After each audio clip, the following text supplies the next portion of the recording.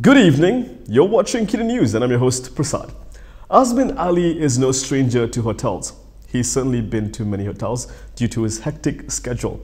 Even he admits this, but I'm sure he'd remember meeting people from a rival party in Sheraton PJ. It's not like that's never happened before.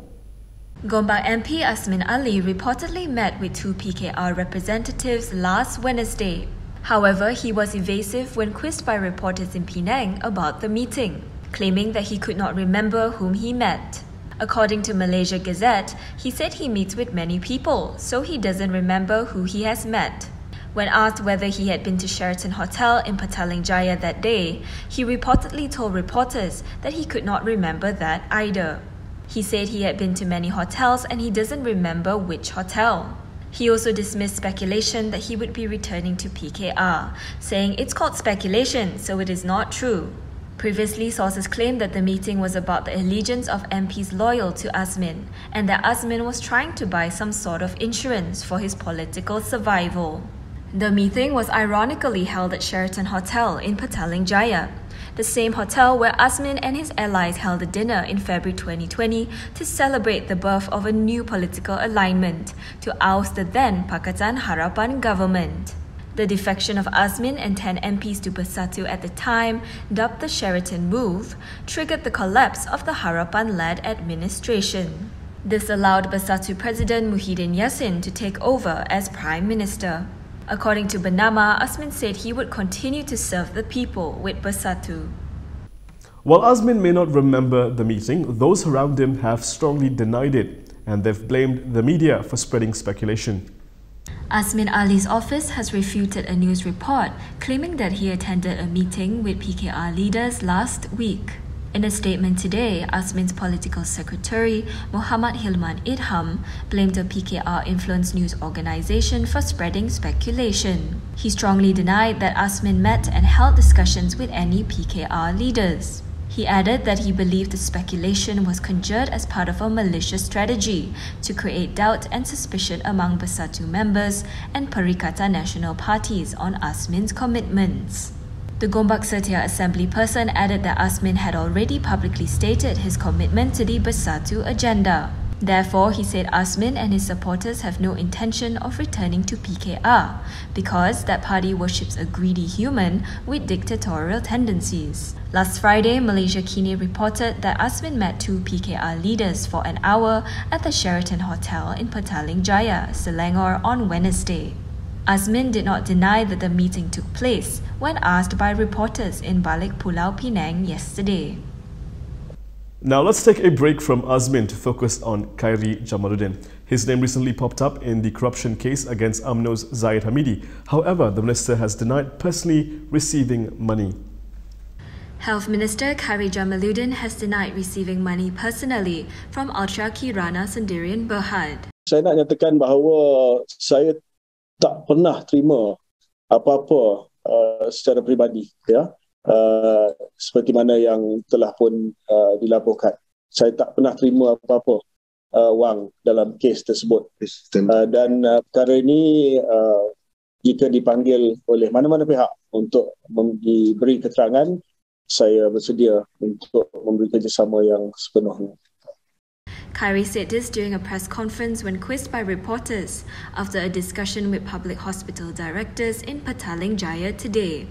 He was among several politicians who appeared on UKSB's ledger, which in turn was a subject of a witness's testimony in the corruption trial against UMNO President Ahmad Zahid Hamidi.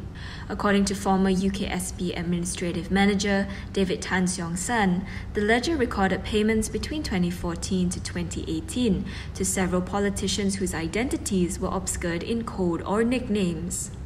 At the time, Khairy was the Youth and Sports Minister. He was also the UMNO Youth Chief. Witnesses testified that the entity called KJ Alamak and Bukit Damansara referred to Khairy. UKSB Director Wan Qarisha Wan Abdul Ghani testified that several payments between 50,000 ringgit to 200,000 ringgit were paid to Khairy indirectly through the Rembau UMNO division. Tan testified that Khairy was paid 3.7 million ringgit in total, according to the ledger. Zahid has been accused of 40 counts of accepting bribes in various currencies, amounting to slightly above 48 million ringgit at current exchange rates. Following news that Azmin met leaders from PKR, the party has decided it will not cooperate with the defector. PKR has decided that it will not discuss nor cooperate with former party leader Azmin Ali. PKR Communications Director Fahmi Fadil said the decision was made when the Central Leadership Council met last night. He said Azmin is regarded by party members, supporters and the public as one of the key reasons why the traitorous Sheraton move occurred. Last Friday, Malaysia Kini reported that Azmin and 2 PKR officials met at the Sheraton Hotel in Petaling Jaya for an hour on June 15th. PKR has not disputed the contents of this report.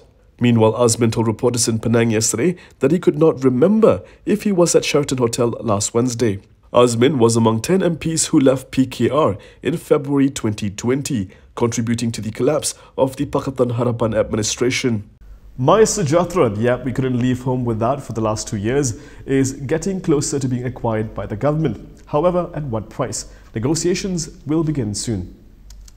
Price negotiation for the My Sejahterra application will commence soon. This was revealed by Health Minister Khairy Jamaluddin at a press conference today. This comes after the Health Ministry received approval from the Attorney General's chambers for the price negotiations to take place. The government is currently pursuing a contract on the application after it was initially developed and deployed without one. Khairy said the results of the negotiation will be tabled to the Finance Ministry and subsequently to the Cabinet to be finalised. Back in April, Khairy had said the government will not wait for the Public Accounts Committee's report before concluding a deal on the My Sejahterra application.